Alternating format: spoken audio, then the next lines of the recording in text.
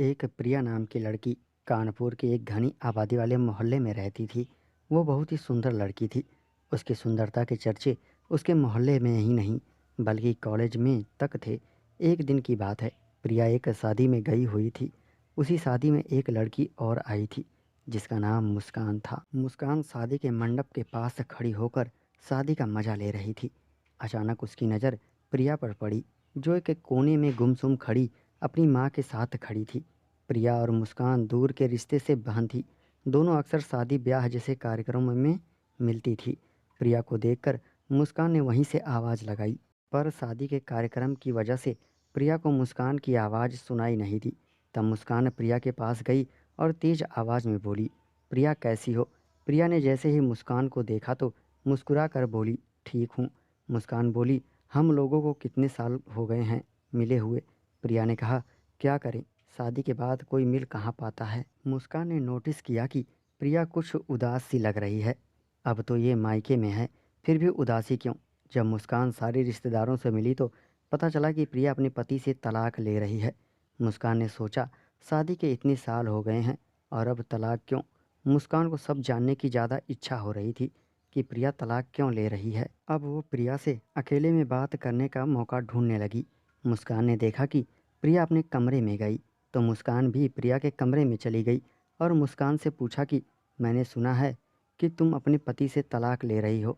तो प्रिया बोली, हाँ और क्या करूं, तलाक ना लूँ तो?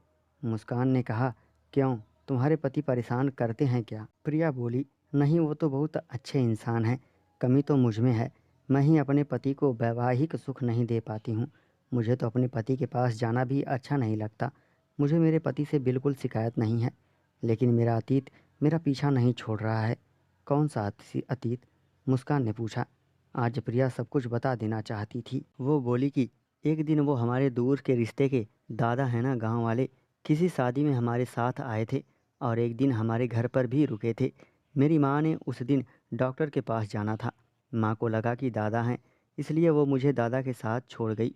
उस दिन दादा मुझे छत पर ले गए और मेरे साथ, ये कहकर प्रिया रोने लगी। उसकी यह बात सुनकर मुस्कान को बहुत गुस्सा आया और बोली, उस आदमी ने न जाने कितनी लड़कियों की ज़िंदगी बर्बाद कर दी है। तुम्हें पता है वो बूढ़ा तो मर चुका है। प्रिया ने कहा, मेरी मानो तो मुझे ही उल्टा सुना दिया कि ये तो बड़ा अनर्थ हो गया। बिना शादी के तूने कर क्या डाला पता नहीं। अब कोई तुमसे शादी करेगा या नहीं, जैसे मेरा ही कसूर हो। अब मैं क्या करती? उस वक्त मेरी उम्र 15 साल की थी, लेकिन अब जब भी मेरे पति नज़दीक आते हैं तो मुझे वो हादसा बराबर याद आता है और मैं उनसे दूर हो जाती हूँ। इसलिए मैंने अपने पति से तलाक मांगा है। मैं उन्हें वैवाहिक सुख नहीं दे पा रही हूँ। अच्छा तो ये बात है। अच्छा ये बताओ, तुम उन्हें पसंद करती हो? प्रिया बोली, हाँ, वो मुझे बहुत अच्छे लगते हैं। मुस्कान ने कहा, देख प्रिया, वो तेरा अतीत था और वैसे भी तुमने कुछ नहीं किया था। मुस्कान प्रिया को पंडित जी के पास ले गई।